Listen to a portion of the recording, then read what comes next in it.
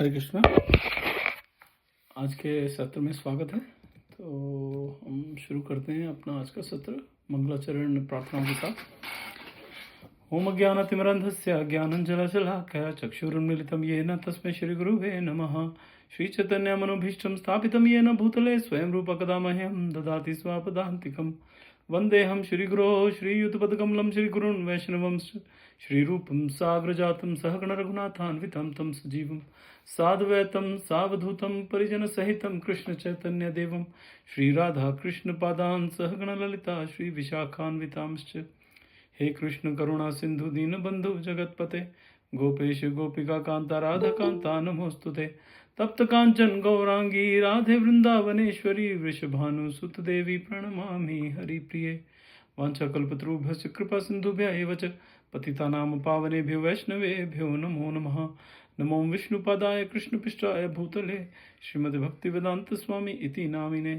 नमस्ते सारस्वती देवे गौरवाणी प्रचारिणे निर्विशेषा शून्यवादी पाश्चात्य देश तारिणे। जय नमो विष्णुपदाय कृष्णपृष्ठाय भूतले श्रीमान कतुदास अधिकारी इति नामिने। जय श्री कृष्ण चैतन्य प्रभु नित्यानंद श्री अद्वैत गदाधर शिवासादि गौर भक्त वृंदा। हरे कृष्ण कृष्ण कृष्ण हरे हरे, हरे राम राम राम हरे हरे। ओके जी, तो आज हमें शुरू करना है 8.8 से। तो आठवां चैप्टर जो है, आठवां चैप्टर है वो भगवत प्राप्ति के ऊपर है। तो हमने आज 8वें श्लोक से शुरू करना है। तो पहले हम देखते हैं कि हमने 7वें श्लोक में क्या पढ़ा था। इसमें भगवान बोल रहे हैं, अतएव हे अर्जुन, तुम्हें सदैव कृष्ण रूप में मेरा चिंतन करना चाहिए और साथ ही युद्ध करने के कर्तव्य को भी पूरा करना चाहिए। अपने कर्मों को मुझे समर्पित करके तथा अपने मन एवं बुद्धि को मुझ में स्थिर करके तुम निश्चित रूप से मुझे प्राप्त कर सकोगे। तो यहाँ पे भगवान बड़ा क्लियरली बोल रहे हैं अर्जुन को कि तुम्हें मेरा भी चिंतन करना है और तुम्हें युद्ध भी करना है। मतलब तुम्हें कर्म भी करना है गृहस्थ जीवन में, क्योंकि ये गृहस्थ है। जो अर्जुन है वो गृहस्थ है। वो ना तो ब्रह्मचारी हैं ना वो सन्यासी हैं, वो गृहस्थ है। तो गृहस्थ का जो नियम है, जो धर्म है, वो आपको फॉलो करना पड़ेगा। कई बार बोल देते ना कि कर्म ही पूजा है। उसका मतलब वो नहीं होता जो हम वहाँ पे उसको लिटरली देखते कर्म ही पूजा है। नहीं, वो वैसा नहीं। कर्म वो पूजा है जिसमें आपने लगाव नहीं है लेकिन भगवान के साथ आपका ध्यान है। तब आप जब काम कर रहे हैं वो कर्म पूजा है। हर कर्म पूजा नहीं है। कर्म तो ऐसे कि जो मार काट रहा है, वो जो टेररिस्ट है, वो उसका कर्म भी पूजा है क्या? नहीं, वो पूजा नहीं है। ठीक है, आप जो कर रहे हो उसके साथ आप अटैच नहीं हो। वो हमारे धर्म के अनुसार है। धर्म मतलब धर्म क्या है? धर्म है जो हमारे शास्त्रों में लिखा है। शास्त्र क्या है? भगवान की वाणी है। भगवान ने लिखे हैं वेद। भगवान ने ये शास्त्र पुराण ये सब भगवान के हैं। और सब कहेंगे भगवान ने तो नहीं बोले ये वेद पुराण। भागवत गीता तो चलो बोली है, महाभारत तो नहीं बोली। लिखी किसने है? व्यास देव जी ने। व्यास देव जी कौन है? विष्णु के अवतार। तो भगवान खुद आते हैं अपनी महिमा लिखने, क्योंकि और कोई लिख ही नहीं सकता। तो वो खुद आते हैं, खुद लिखते हैं, ताकि हम जो है वो उसको पढ़ें और उसको समझें और उस हिसाब से अपना जीवन व्यापन करें और वापस गोलोक धाम को वापसी जो हो जाए। यहाँ पे हम हमेशा के लिए रहने के लिए नहीं आए हैं। ठीक है जी। तो फिर जो मैं बात कर रहा था वो ये था कि भगवान कह रहे हैं कि अर्जुन, तुम युद्ध भी करो, मतलब अपना कर्म भी करो और साथ में मेरा चिंतन भी करो। तो गृहस्थ धर्म में हमें सबसे ज़रूरी क्या है? भगवान बार बार ये बता रहे हैं अलग अलग तरीक़ों से कि आप अपने कर्म करते रहो। एक गृहस्थ का धर्म क्या है? अपने परिवार का, अपने परिजनों का, उनका पालन करना, ये उसका कर्तव्य है। तो वो उसको करना ही है। बीवी बच्चे, माँ बाप, भाई बहन या जो भी, क्योंकि हमारे पुराण में एक गृहस्थ के लिए पूरा लिखा हुआ कि एक तो उसके घर से जो सन्यासी या साधु भूखा ना जाए। दूसरा ये कि वो इतना परसेंट अपने जो है भगवान के नाम पे लगाए और कुछ इतना परसेंट है वो अपने परिजनों को दे, परिजनों के नाम पे लगाए। ये भी लिखा है। परिजन मतलब सिर्फ अपने बीवी बच्चे नहीं, बाकी जनों के ऊपर भी, जो अपनी सोसाइटी होती है, कम्युनिटी होती है, मतलब हम कम्युनिटी पे करते हैं ना सर्विस, ठीक है? तो उसमें उसमें भी पैसा लगाएँ। तो हमारे शास्त्रों में ये बताया हुआ कितना, अभी मेरे को एग्जैक्टली परसेंटेज याद नहीं इसलिए मैं बोलूँगा नहीं, लेकिन उसमें परसेंटेज दी हुई है कि इतना परसेंटेज इसमें जाना चाहिए, इतना परसेंटेज इसमें इसमें जाना चाहिए। लेकिन गृहस्थ धर्म का सबसे बड़ा काम ये है कि जितने भी बाकी जो है ना, ब्रह्मचारी, सन्यासी, इनका पालन पोषण करना गृहस्थ का कर्तव्य है। ठीक है? उसको उसका शोषण भी करते हैं लोग खैर, लेकिन हमारे शास्त्रों के अनुसार ये उनका कर्तव्य है। अच्छा, क्यों कर्तव्य है? क्योंकि जो सन्यासी है वो नौकरी नहीं कर सकता, ब्रह्मचारी नौकरी नहीं कर सकता। ब्रह्मचारी और सन्यासी का काम क्या क्या है? सबको ज्ञान देना। वो ताकि वो ज्ञान देने में वो बिज़ी रहें, क्योंकि जब ज्ञान देने वाला पैसे की तरफ बढ़ता है तो आजकल यूनिवर्सिटीज़ और ये सब में क्या हो रहा है वो हम सब जानते हैं, राइट? वो हम सब जानते हैं क्या चल रहा है कि जो साइंटिस्ट हैं, वो जो सही चीज़ हैं, वो सामने नहीं ला रहे हैं, वो सामने ला रहे हैं जिसके लिए उनको पैसा मिलता है। इसीलिए हमारे शास्त्रों के अनुसार जो ज्ञानी है, वो पैसे के पीछे नहीं भाग सकता। फिर भी शोषण होता था, लेकिन एक बनाया हुआ था फिर भी नियम कि वो पैसों के पीछे ना, तो वो जो ब्राह्मण जिसको बोलते हैं, ज्ञानी जो वो ब्राह्मण उसको बोलते हैं, तो वो ना तो किसी से पैसा माँग सकता है, जो किसी ने दे दिया उसको खुश होके लेना पड़ेगा, चाहे वो 1 रुपया हो, चाहे वो 10,000 हो, उसको खुश होके लेना है। तो ये कर्तव्य हैं उनके। तो मैं ये सब क्यों बता रहा हूँ? ये बताने के लिए कर्तव्य, भगवान यहाँ पे धर्म बता रहे हैं कि आपको अपना धर्म पूरा करना है, लेकिन मेरे में स्थिर रहना है। उससे क्या होगा कि तुम कहते हैं कि इससे अटैच नहीं होगे। अटैचमेंट का क्या मतलब हुआ? हमने कोई कार्य कर रहे हैं, उसमें फेल हो गए, बहुत एंग्जाइटी हो गई, नर्वसनेस, बुरी हालत, परेशान कि और मतलब कि कितने-कितने सालों तक वो दिमाग में आता है, यार मैं फेल हो गया था, मैंने ऐसे कर दिया था, मेरे साथ ऐसा हो गया था। ठीक है? भगवान कह रहे हैं वो अटैचमेंट रखनी ही नहीं है।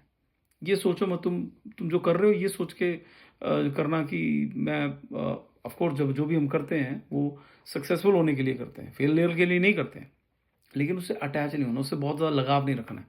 अगर फेल हो गए तो कोई बात नहीं, भगवान की इच्छा, जो भगवान की इच्छा। सक्सीड हो गए, खुश हो जाओ, बस ठीक है, बहुत भगवान की इच्छा है। हमने हमने कुछ नहीं किया। तो वो है उससे डिटैच रहना, उससे ठीक है, उससे बहुत ज़्यादा अटैच नहीं होना उस पे। चलिए आगे बढ़ते हैं। 8.8 अभ्यास योग युक्तेन चेतसा नान्यगामिना परमं पुरुषम दिव्यम याति पार्थानुचिंतयन। हे पार्थ, जो व्यक्ति मेरा स्मरण करने में अपना मन निरंतर लगाए रखकर अविचलित भाव से भगवान के रूप में मेरा ध्यान करता है, वह मुझको अवश्य ही प्राप्त होता है। जो व्यक्ति मेरा स्मरण करने में अपना मन निरंतर लगाए रखता है, ये कौन है? सन्यासियों, ब्रह्मचारी, उनका एक्चुअली काम ये है। जब वो ज्ञान पढ़ाते हैं तो, लेकिन उनका है कि दिमाग में हमेशा भगवान का ध्यान चलता रहे। हरि ओम, हरे कृष्णा, ठीक है, जो भी है भगवान का ध्यान चलता रहना चाहिए, वो कभी टूटना नहीं चाहिए। अब उसमें ये नहीं कि आंख बंद करके आप लगे हो 24 घंटे, वो तो पॉसिबल प्रैक्टिकल नहीं है हर एक के लिए। हमारे एक हरिदास ठाकुर थे, हमारे आचार्य हैं, आज से 500-600 साल पहले, मैंने उनकी कथा पहले बताई है। वो दिन में 20 घंटे, 20 से 22 घंटे के तक वो सिर्फ जप करते थे, और बाकी के जो 2 घंटे हैं उसमें उन्होंने सोना भी है, खाना बनाना भी है, खाना भी है, और अपना जो साफ सफाई करना है वो भी करना है। वो उनके पास 2-3 या मैक्सिमम 4 घंटे होते थे, उसके अलावा वो सिर्फ जाप करते थे। ठीक है? तो अच्छा, इसमें प्रभुपाद जी क्या बोलते हैं? प्रभुपाद जी कहते हैं कि इस श्लोक में भगवान कृष्ण स्वयं के स्मरण की महत्ता पर बल देते हैं। हरे कृष्ण महामंत्र के कीर्तन से कृष्ण की स्मृति पुनर्जागृत होती है। परमेश्वर के इस शब्द कंपन के श्रवण और कीर्तन के अभ्यास से मनुष्य के कान, जीवा और मन संलग्न हो जाते हैं। जिस प्रकार योग का अभ्यास अंतर्यामी परमात्मा पर ध्यान केंद्रित करना है, उसी प्रकार हरे कृष्ण के कीर्तन से व्यक्ति अपने मन को सदैव परमेश्वर में स्थिर करता है। मन चंचल है, इसलिए मन को बलपूर्वक कृष्ण के चिंतन में लगाना आवश्यक है। कि भगवान कह रहे हैं कि हमेशा चिंतन करो। चिंतन करना बहुत मुश्किल है। आप 2 मिनट के लिए आंख बंद करो, सिर्फ 2 मिनट क्या, मतलब 20 गिनो, उसमें देखो कि दिमाग कहाँ कहाँ जाता है। दिमाग ऐसे ऐसे घूमता है, कभी इधर जा रहा है, कभी उधर जा रहा है, कभी इधर जा रहा है, कभी इधर जा रहा है। तो और कई लोग कहते हैं कि हम जब माला जप करते हैं तो हमारा ध्यान तो लगता है, तो क्या फायदा? तो ये एक बहुत बड़ा मिसकंसेप्शन है या बहुत बड़ा गलतफ़हमी है लोगों को। आप जब भगवान का नाम ले रहे हो, चाहे किसी को पुकार रहे हो, ठीक है? घर में कोई गाँव में राम है, कोई श्याम है, कोई कन्हैया है, कोई कृष्ण है, उसको भी बुला रहे हो। आप भगवान का नाम ही ले रहे हो क्योंकि भगवान के नाम में ताकत है, उसमें बहुत ताकत है। तो उसमें आपने उसका ध्यान किया, नहीं किया, उससे फ़र्क नहीं पड़ता। आपने नाम लिया, नाम में ताकत है। फ़र्क ये पड़ता है कि जब हम जब ध्यान लगा के नाम लेते हैं, तो हमारी जो जर्नी है, ये एक तरह से बहुत फ़ास्ट हो जाती है। हम बहुत तेज़ी से गोलोक की तरफ बढ़ रहे हैं और अगर हम ध्यान नहीं लगा रहे हैं, तो बढ़ हम तब भी रहे हैं, लेकिन फिर थोड़ा स्लो है। लेकिन शक्ति उनकी है, शक्ति वैसी है, ठीक है? नाम की शक्ति वैसी की वैसी है। लेकिन जब ध्यान लगा लेते हैं, तो वो शक्ति जो है वो 1000 गुना बढ़ जाती है। अब फिर कहते हैं अच्छा ध्यान कैसे, फिर आता है दूसरा कि भई ध्यान तो बहुत मुश्किल है। जैसे फिर से आया कि भई नाम हम जाप कर रहे हैं लेकिन ध्यान कहीं और, तो क्या फ़ायदा? तो वो तो मैंने बता दिया कि नहीं, उसका कोई फ़र्क नहीं पड़ता। भगवान का नाम जब तक आप ले रहे हो, वो फ़ायदा है। लेकिन जब हम ध्यान से करते हैं तो उसका फ़ायदा 1000 गुना बढ़ जाता है। अब ध्यान से वो कह रहे हैं ये ध्यान तो लगता ही नहीं हमारा। ध्यान तो कभी इधर जाता है, कभी उधर जाता है, कभी भई बच्चे ने क्या कर दिया है, वो बाद में बनाना क्या है, ब्रेकफ़ास्ट में क्या बनाना है, डिनर में क्या बनाना है, कल कोई आने वाला है, तब क्या बनाएँगे? तो वो सब दिमाग में घूम रहा है।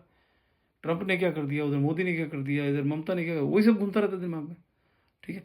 तो उसमें प्रभुपाद जी कह रहे हैं कि मन को हमें ज़बरदस्ती खींच के लाना पड़ेगा, बार-बार लाना पड़ेगा। जैसे एक बच्चा है, बच्चा जो है वो ज़िद कर रहा है, मुझे ना वहाँ जाना है, मुझे बाहर वो साइकिल का टायर घूम रहा है, मुझे उसमें उँगली डालनी है, या पंखा चल रहा है, मुझे पंखे में उँगली डालनी है। अब आप पकड़ा जा रहे हो, आप पकड़ रहे हो, लेके आ रहे हो। अब जाके पकड़ रहे हो, लेके आ रहे हो। अब उसको पकड़ रहे हो, लेके आ रहे हो। बार-बार लाओगे तो 2, 4, 5, 10, 15, 20 बार लेके आओगे, उसके बाद वो जाना बंद कर देगा। ये आप ट्राई कर सकते हो, ठीक है? तो वैसे ही मन की स्थिति है। मन जितनी बार जाए, उसको ज़बरदस्ती पकड़ के वापस लेके आओ। वहाँ पे आता है मूर्ति पूजा का विषय। इसीलिए मूर्ति पूजा है। मूर्ति पूजा किस लिए है? ताकि मूर्ति पूजा इसलिए शुरू की गई थी कि लोग जो हैं वो ऐसे आंख बंद करके आपको भगवान की छवि बनानी है। आपके ही हमारे मंत्र ऐसे हैं, उसमें भगवान का पूरा विवरण दे रखा है कि भगवान कैसे हैं, उनका माथा कैसा है, उनके बाल कैसे हैं, उनके नाक कैसा है, उनकी आंख कैसी है, कान कैसे हैं, ठोड़ी कैसी है, होंठ कैसे हैं, दांत कैसे हैं, उनके जो यहाँ पे पहने हुए गहने, वो क्या क्या गहने हैं, कैसे हैं, कान में, उस पूरा विवरण दे रखा है। उनकी छाती कैसी है, उनके बाजुएँ कैसी हैं, जाँघें कैसी हैं, चरण कैसे हैं, कि उन्होंने किस कलर के कपड़े, वो सब पहना, वो सब है उसमें। तो आइडिया ये है कि वो सब बताने का मतलब क्या है कि हम जब नाम जप करें तो आँख बंद करके उस पे ध्यान दें, वो मूर्ति बनाएँ अपने मन में। वो बनती नहीं है, वो बनाना बहुत मुश्किल है। इस वजह से क्या लेके आए हम, मूर्ति पूजा, जिसको विग्रह पूजा बोलते हैं। विग्रह का स्थापित किया गया। विग्रह मतलब भगवान का एक रूप स्थापित किया गया और फिर उसको हम सजाते हैं, जो भी है, उसको उसमें बिल्कुल भगवान की तरह उसको मानते हैं। फिर जब हम आँख बंद करके ध्यान लगाते हैं तो उस पे ध्यान लगाना आसान है। जब हमने वो एक सामने चित्र देख लिया है, विग्रह देख लिया है आँख के सामने, फिर जब हम ध्यान लगाते हैं, वो ध्यान लगाना आसान है। तो हमें बार-बार इधर-उधर से मन को पकड़ के वापस उस जो विग्रह है वहाँ पे लेके आना पड़ेगा। चाहे वो आँखें खोल के उस पे ध्यान दो, चाहे आँखें बंद करके उस पे ध्यान दो, लेकिन वो ध्यान लगाना पड़ेगा। उससे हमारी जो हमें 10 जन्मों में मिलना है, वो हमें एक ही जन्म में मिल जाएगा। ये अंतर है उसमें, ठीक है जी? चलिए आगे बढ़ते हैं। 8.9 कविं पुराणमनुशासितार मनोरणीयाम समनुस्मरेद्धयः सर्वस्य धातारमचिन्तय रूपमादित्यवर्णं तमसः प्रस्तात्। मनुष्य को चाहिए कि परम पुरुष का ध्यान सर्वज्ञ, पुरातन, नियंता, लघुतम से भी लघुतर, प्रत्येक के पालन करता, समस्त भौतिक बुद्धि से परे, अचिंत्य तथा नित्य पुरुष के रूप में करे। कि परम पुरुष का ध्यान करना है कि he is best of the best, सबसे बेस्ट है वो हर चीज में। तो इसीलिए करें कि ध्यान सर्वज्ञ है, हर जगह है, पुरातन है, सबसे पुराने है, नियंता है, हर जगह है, ठीक है, लघुतम से भी लघुतर है, सबसे छोटे से छोटे हैं, बड़े से बड़े हैं। तो इस तरह से कहते हैं भगवान को सोचें कि सबसे बेस्ट जो है वो भगवान है। इस तरह सोचा करते हैं। वे सूर्य के भांति तेजवान हैं और इस भौतिक प्रकृति से परे दिव्य रूप में हैं। अच्छा, यहाँ पे सूर्य के साथ उनको कंपेयर किया गया, जबकि भगवान कृष्ण भगवान हैं, उनके बहुत सारे आगे उनकी इनकारनेशन नहीं बोलूँगा, उनका उनका ही हिस्सा जो है वो उसी में से अलग हो के बहुत सारे अलग-अलग होते हैं। उसमें फिर फाइनली जाके महाविष्णु हैं, जिनके शरीर के छिद्रों में से जब वो साँस छोड़ते हैं, तो उनके शरीर के छिद्रों में से बहुत सारे यूनिवर्स निकल के आते हैं और हर यूनिवर्स में बहुत वो सूर्य देवता हैं। और उनके प्रकाश को यहाँ कह रहे हैं कि भगवान का जो प्रकाश है वो सूर्य की भांति है। कैसे हो सकता है? उनके हर एक शरीर के हर एक छिद्र में से एक सूर्य निकल रहा है, ठीक है? तो उनके समान कैसे? लेकिन हमें समझ में नहीं आएगा। हमें सबसे ज़्यादा प्रकाशवान चीज़ क्या पता है? सूर्य, उसके अलावा पता ही कुछ नहीं हमें। जैसे एक मेंढक है, मेंढक बोलता है ये बस दुनिया तो यही है, ये मैं नाले में पड़ा हूँ, इसके पीछे तो दुनिया ही कुछ नहीं है। और अगर मैं उसको समझाऊँ कि देखो सागर की तरह एक वो था, तालाब था, सागर जितनी लहरें थी उसकी, उसको बोला कौन सा सागर? कौन-सी लहरें? यहाँ पे है, बस इससे ज़्यादा लहरें क्या होती होंगी? वही हमारा हाल है। इसलिए हमें उस हिसाब से समझाया जा रहा है कि सूर्य के प्रकाश, सूर्य की भांति नहीं, सूर्य से बहुत ऊपर है वो। वो इतने अरबों सूर्य उनके शरीर से निकलते हैं और वो कौन? जो कृष्ण भगवान के भी अवतार हैं, उसमें से आगे निकलते। तो कृष्ण भगवान को तो आप छोड़ ही दो, भूल ही जाओ, ठीक है? तो एनीवेज़, अच्छा, इसमें प्रभुपाद जी क्या कहते हैं कि परमेश्वर के चिंतन की प्रक्रिया का उल्लेख इस श्लोक में किया गया है।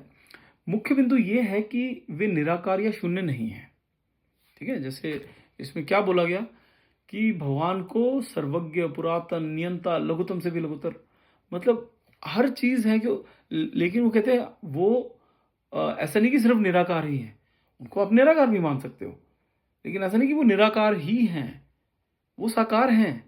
वो ओरिजिनल रूप उनका साकार है, लेकिन हाँ, वो निराकार में भी बैठे हैं। वो निराकार में भी हो सकते हैं, वो साकार में भी है।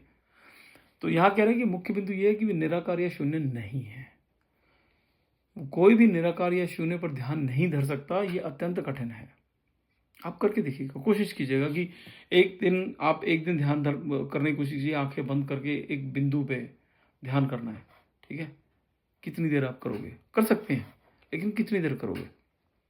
फिर वही काम आप करना कि आपको आपके मंदिर में जो भगवान के विग्रह हैं, उनको देख के फिर उसके ऊपर ध्यान करो आप। देखो कौन सा आसान है, ठीक है? ये यहाँ पे प्रभुपाद जी एक्सप्लेन करने की कोशिश कर रहे हैं। कहते किंतु कृष्ण के चिंतन की प्रक्रिया बहुत सरल है और यहाँ उसका वास्तविक विवरण दिया गया है। सर्वप्रथम भगवान पुरुष है, एक व्यक्ति हैं। हम व्यक्ति रूप में राम और व्यक्ति रूप में कृष्ण का विचार करते हैं।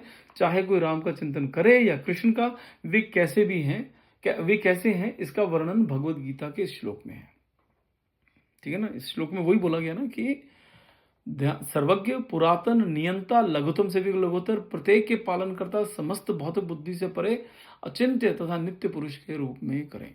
रूप तो ये है भगवान, ठीक है? चलिए आगे बढ़ते हैं। 8.10 प्राण काले मनसा चलेन भक्तया युक्तो योग बलेन चैव भ्रुवोर मध्ये प्राणमावेशय सम्यक् सतं परमं पुरुषमुपैति दिव्यम। मृत्यु के समय जो व्यक्ति अपने प्राण को भावों के मध्य स्थिर कर लेता है और योग शक्ति के द्वारा अविचलित मन से पूर्ण भक्ति के साथ परमेश्वर के स्मरण में अपने को लगाता है, वह निश्चित रूप से भगवान को प्राप्त होता है। अच्छा, भागवत पुराण में पूरा एक चैप्टर है कि जो ऋषि हैं, ये जो योग सिद्धि प्राप्त किए होते हैं, वो अपना शरीर कैसे छोड़ते हैं और शरीर छोड़ने के तरीके हैं और उस तरीकों में हम कहाँ पहुँचे, उसका मतलब क्या है, उसका आउटकम क्या है, उससे क्या होता है जब हम इस तरह से शरीर छोड़ेंगे। मतलब वो एक है कि आप अपनी जो प्राण वायु है, अब वो मैं योगा का एक्सपर्ट नहीं हूँ, लेकिन थोड़ा बहुत सुना हुआ, तो थोड़ा जो समझ में आ रहा है मैं वो बताऊँगा कि जो हमारे जो प्राण वायु है वो जैसे नाभि के नीचे है, तो वहाँ से उसको वो केंद्रित करते हैं और उसको उठा उठा के यहाँ तक लेके आते हैं। कहते हैं यहाँ से छोड़ेंगे तो एक किसी पर्टिकुलर लोक में जाएंगे, यहाँ से उस प्राण वायु के फिर हम प्राण जब छोड़ेंगे यहाँ प्राण वायु लाके, तो हम एक और किसी लोक में जाएंगे। यहाँ तक लेके आएँगे, फिर छोड़ेंगे तो किसी और लोक में जाएँगे, यहाँ पर लेके आएँगे तो ब्रह्मलोक में जाएँगे, यहाँ का मुझे पता है ब्रह्मलोक में जाएँगे। और फिर उसमें भी एक तरीका है कि हाँ, आप क्या अपने पिछले जन्म के सारे जो याद है, जो मेमोरीज़ हैं, वो लेके जाना चाहते हो? कि अगले जन्म में आपको याद रहे, तो भी उसका तरीका है। तो उसमें मरने के ऐसे जो योगी जो हैं, वो किस तरह से अपना प्राण त्यागते हैं, प्राण त्यागने के तरीके दे रखे हैं। तो यहाँ पे भगवान ने इसको थोड़ा-सा हिंट दिया है उसपे कि क्या है, कि भावों के मध्यस्थ करके जो भगवान को जो वो छोड़ते हैं, वो भगवान को प्राप्त होते हैं, ये बोल रहे हैं भगवान। और साथ में भगवान में कई बार अभी तक बोल चुके हैं कि आप मरते समय अगर मुझे याद कर लिए तो आप मेरे पास ही आओगे। या दूसरा ये है कि मरते समय आपने जिसको याद किया आप वही होगे, वही बनोगे, उसी के पास जाओगे। ठीक है? ये है हमारी फ्री विल, हमारी फ्री विल है ये, इंडिपेंडेंस। ठीक है? तो अगर मरते समय कुत्ता, बिल्ली ये सब याद रहा तो कुत्ता, बिल्ली बनेंगे। अगर मरते समय हम अपने परिवार को देख रहे हैं, परिवार पे बहुत ज़्यादा लगाव है, उसी को ये बहुत ज़्यादा प्यार, उसी का सोच रहे हैं, तो हम वहीं पे जन्म लेके आएँगे, उसी परिवार में दोबारा से जन्म लेके आएँगे। और अगर कोई बच्चा पैदा नहीं हो रहा तो हम फँस जाएँगे फिर। फिर हम तब तक वेट करेंगे जब तक कोई प्रेग्नेंट होगी लेडी, तो फिर उस हिसाब से फिर आगे हम फिर आएँगे। और अगर हमने भगवान को याद कर लिया, राम, कृष्ण, कुछ भी जो जिस भगवान को, उनके उनके धाम में पहुँच जाएँगे। आपको सूर्य याद आया, आप सूर्य धाम पहुँच जाएँगे। चंद्र याद आया, चंद्र धाम पहुँच जाएँगे। इंद्र याद आए, इंद्र धाम पहुँच जाएँगे आप, स्वर्गलोक में। लेकिन अगर ब्रह्मदेव याद आए तो ब्रह्मलोक पहुँच जाएँगे। अगर कृष्ण याद आ गए, विष्णु याद आ गए, आप वैकुंठ धाम में या गोलोक धाम में पहुँचेंगे। ठीक है? इसमें प्रभुपाद जी क्या कहते हैं, इस श्लोक में स्पष्ट कहा गया है कि मृत्यु के समय मन को परमेश्वर की भक्ति में स्थिर होना चाहिए। योग के अभ्यासियों के लिए यह परामर्श दिया गया है कि ये प्राण शक्ति को बाहों के मध्य ऊपर उठाएं। इसको आज्ञा चक्र भी कहते हैं। यहाँ 6 चक्रों पर ध्यान केंद्रित करने वाली षट चक्र योग पद्धति का सुझाव दिया गया है। तो ये इसको षट चक्र पद्धति होता है ना, एक चक्र यहाँ, एक शायद यहाँ होता है, यहाँ होता है, ऐसा मुझे पूरा तो नहीं पता, लेकिन इस तरह से पूरे यहाँ से लेकर नीचे तक, नाभि से नीचे तक चक्र होते हैं। तो उसको अलाइन करना होता है, उस पर योग साधना होती है उसकी। तो कहते हैं कि यहाँ 6 चक्रों पर ध्यान केंद्रित करने वाली षट चक्र योग पद्धति का सुझाव दिया गया है। एक शुद्ध भक्त ऐसे योग का अभ्यास नहीं करता, परंतु वह सदैव कृष्ण भावनामृत में लीन रहने के कारण मृत्यु के समय भगवान की कृपा से परमेश्वर का स्मरण कर पाता है। कहते जो शुद्ध भक्त होता है ना, वो ये सब नहीं करता है, वो भगवान का ध्यान करता है। जैसे मीराबाई, ठीक है, मीराबाई शुद्ध भक्त थी। उनका जब चली गई थी यहाँ से, तो कैसे गई थी, किसी को याद है, किसी को पता है इस बारे में? वो गई कैसे थी कि वो बस कन्हैया की मूर्ति के आसपास बस कीर्तन करे जा रही थी। और फिर वो दरवाज़ा बंद था, जब एकदम से वो कीर्तन की आवाज़ आना बंद हो गई, ऐसे लगा कोई गिरा। तो लोग जो है वो, जब उन्होंने दरवाज़ा खोला तो वो देखा वहाँ पे उनका सिर्फ वीणा जो थी वो पड़ी हुई थी, बाकी मीरा देवी जो है वो उनकी जो मूर्ति है उसी में जैसे लीन हो गई हो, ऐसे हो गई थी। तो कहने का मतलब जो आखिरी समय पे जो भक्त होता है वो भगवान को याद करके भगवान के पास पहुंच जाता है, तो उसको बाकी सब करने की ज़रूरत नहीं पड़ती है कि मैं योग साधना करूं या वो सब करूं। वो भी एक तरीका है, ऐसा नहीं कि वो फालतू तरीका है, नहीं, वो भी एक तरीका है। लेकिन हर एक को अपना अपना, किसी को वो आसान लगता है, किसी को ये आसान लगता है, लेकिन ये जो है गृहस्थों के लिए ये आसान है। ठीक है ना? गृहस्थों के लिए ये पॉसिबल नहीं है कि वो जंगल में जाके योग साधना वगैरह करें, तो वो फिर गृहस्थ नहीं रह जाएंगे। ठीक है जी, चलिए आगे बढ़ते हैं। 8.11 यदक्षरं वेद विदो वदन्ति विशन्ति यद्यतो वितरागाः यदिच्छन्तो ब्रह्मचर्यं चरन्ति तत्ते पदं संग्रहेण प्रवक्षये। जो वेदों के ज्ञाता हैं, जो ओंकार का उच्चारण करते हैं और जो संन्यास आश्रम के बड़े बड़े मुनि हैं, वे ब्रह्म में प्रवेश करते हैं। ऐसी सिद्धि की इच्छा करने वाले ब्रह्मचर्य व्रत का अभ्यास करते हैं। अब मैं तुम्हें वह विधि बताऊंगा जिससे कोई भी व्यक्ति मुक्ति लाभ कर सकता है, जिससे कोई भी व्यक्ति मुक्ति लाभ करते हैं। अब मैं तुम्हें और बताता हूँ कि पहले तो कहते हैं कि जो ओंकार का उच्चारण करते हैं, जो संन्यास आश्रम के बड़े बड़े मुनि हैं, ये है निराकारवादी, कि निराकार है तो उसमें वो ओंकार का उच्चारण करते हैं, वो कहते हैं ओंकार में ही सब कुछ है, बस उस साउंड में वो ठीक है, लेकिन वो पूरी तरह ठीक नहीं है। चलिए एनीवेज, तो अभी देखते हैं प्रभुपाद जी क्या कहते हैं। प्रभुपाद जी कहते हैं कि भगवान श्री कृष्ण ने अर्जुन को षट चक्र योग के अभ्यास का परामर्श दिया है, जिसमें प्राणवायु को भौहों के मध्य स्थित किया जाता है। ये मानकर कि संभवतः अर्जुन को षट चक्र योग की विधि ज्ञात ना हो, भगवान आगामी श्लोकों में इस प्रक्रिया की व्याख्या करते हैं। तो यहाँ पे एक तरह से प्रभुपाद जी ये कह रहे हैं, ऐसा नहीं कि अर्जुन जी को पता नहीं है, अर्जुन जी को सब पता है उनको, ये सब हम लोगों को जब बताने के लिए ये इस तरह से डिटेल बता रहे हैं। भगवान कहते हैं कि ब्रह्म यद्यपि एकमेवाद्वितीय मतलब अद्वितीय है, फिर भी उसकी विभिन्न अभिव्यक्तियां और विशेषताएं हैं। विशेष रूप से निराकारवादियों के लिए अक्षर या ओंकार ब्रह्म के ही समान है। कृष्ण यहाँ उस निराकार ब्रह्म की व्याख्या करते हैं जिसमें सन्यासी प्रवेश करते हैं। फिर से कि ये निराकार ब्रह्म क्या है। निराकार ब्रह्म हमने पहले भी पढ़ा है। निराकार ब्रह्म है भगवान की जो ब्रह्म ज्योति होती है। भगवान से जैसे सूर्य है, सूर्य का प्रकाश है, ऐसे भगवान का भी प्रकाश है। वो जो प्रकाश है वो ब्रह्म ज्योति है, उसी को निराकार ब्रह्म बोलते हैं। लेकिन जो निराकार ब्रह्म से थोड़ा सा और आगे जाते हैं तो उनको फिर भगवान कृष्ण के दर्शन होते हैं। चलिए जी आगे 8.12 सर्वद्वाराणि संयम्य मनोहृदि निरुद्ध च मुधत्र याधा यात्मनाः प्राणमास्थितो योग धारणा। समस्त इंद्रिय क्रियाओं से विरक्ति को योग की स्थिति कहा जाता है। समस्त इंद्रिय क्रियाओं से विरक्ति को योग की स्थिति योग धारणा कहा जाता है। इंद्रियों के समस्त द्वारों को बंद करके तथा मन को हृदय में और प्राणवायु को सिर पर केंद्रित करके मनुष्य अपने को योग में स्थापित करता है। फिर से एक बार पढ़ते हैं कि समस्त इंद्रिय क्रियाओं से विरक्ति को योग की स्थिति कहा जाता है। ये मतलब इंद्रिय क्रियाएं मतलब हमारी जो सेंस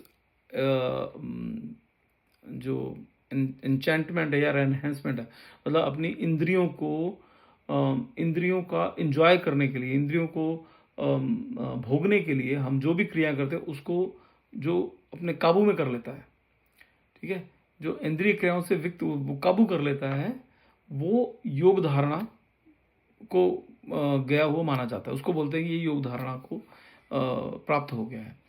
कहते हैं इंद्रियों के समस्त द्वारों को बंद करके तथा मन को हृदय में, पहले तो इंद्रियों के सारे द्वारों को बंद करके और उसके बाद अपने हृदय में और प्राण वायु को सिर पर केंद्रित करके मनुष्य अपने को योग में स्थापित करता है। मतलब वो जो वायु है जो मैंने बताया था 6 चक्र, वो यहाँ पे उसको स्थित करता है और फिर उसको वो योग में स्थापित रहता है, तो वो ध्यान में चला जाता है फिर। अच्छा, इसमें प्रभुपाद कहते हैं कि इस श्लोक में बताई गई विधि से योगाभ्यास के लिए सबसे पहले इंद्रिय भोग के सारे द्वार बंद करने होते हैं। ये प्रत्याहार अथवा इंद्रिय विषयों से इंद्रियों को हटाना कहलाता है। इसमें ज्ञानेंद्रियां मतलब नेत्र, कान, नाक, जीभ तथा स्पर्श को पूर्णतया वश में करके उन्हें इंद्रिय तृप्ति में लिप्त होने नहीं दिया जाता। इस प्रकार मन हृदय में स्थित परमात्मा पर केंद्रित होता है और प्राण वायु को सर के ऊपर तक चढ़ाया जाता है। अच्छा, इसमें होती है एक ज्ञानेंद्रियां, एक होती है कर्मेंद्रियां। ज्ञानेंद्रियां वो है जिससे हम ज्ञान अर्जित करते हैं। कर्मेंद्रियां वो जिसमें हम काम करते हैं, जैसे हाथ पांव, ये काम करने के लिए। और ज्ञान जो है ये है नेत्र, कान, इससे हम देखते हैं, इससे ज्ञान मिलता है। कान से हमें ज्ञान मिलता है, ठीक है ना। तो वो जीभ तथा स्पर्श, ये सबसे हमें ज्ञान प्राप्त होता है, हमें समझ में आता है हम क्या देख रहे हैं, क्या सूंघ रहे हैं, क्या टच कर रहे हैं, ठीक है। तो अच्छा, इसके बाद फिर इसका विस्तृत वर्णन 6 अध्याय में हो चुका है, किंतु जैसा कि पहले कहा जा चुका है, अब ये विधि व्यवहारिक नहीं है। 6th चैप्टर में हम लोगों ने इसी बारे में बात की थी, ध्यान योग, जिसमें भगवान ने बताया कि नहीं, तुम जंगल में जाओ, वहाँ पे जाके एक जगह तरीके से बैठो, ऐसे बिल्कुल शरीर सीधा होना चाहिए, स्पाइनल कॉर्ड जो है बिल्कुल सीधी होनी चाहिए, ठीक है, और सारे रिश्ते नातों को तोड़ दो, छोड़ दो सब कुछ, और दूर कहीं अकेले जाके बैठो, ठीक है, और फिर ये नहीं करना, ये नहीं करना, ये नहीं करना, बहुत सारी चीज़ें नहीं करनी है। तो वो था ध्यान योग। और फिर एंड में उसी चैप्टर के एंड में आके, ऑलमोस्ट एंड में आके, अर्जुन जब सब सुन लेते हैं, अर्जुन कहते हैं प्रभु ये तो हमारे बस की नहीं है, तो हम नहीं कर सकते, ठीक है, आप कोई आसान तरीका बताओ, ये तो हम नहीं कर सकते। वो भगवान कहते हैं ठीक है, ये मुश्किल है, नामुमकिन नहीं है, इम्पॉसिबल नहीं है, लेकिन हाँ थोड़ा मुश्किल है ये। तो कहते हैं फिर मैं तुम्हें दूसरा बताता हूँ। तो फिर भक्ति योग पे आए, ठीक है। तो यही बात यहाँ पे बता रहे हैं कि वो हम छठे अध्याय में देख चुके हैं कि ये व्यवहारिक नहीं है, प्रैक्टिकल नहीं है। चलिए अब यहीं पे ख़त्म करते हैं, अगला सेशन 8.13 से शुरू करेंगे। तब तक के लिए धन्यवाद। हरे कृष्णा। महामंत्र का जाप करते रहिए। जय श्री राधे कृष्ण। हरि हरि बोल। जय श्री गुरु महाराज। जय प्रभुपाद।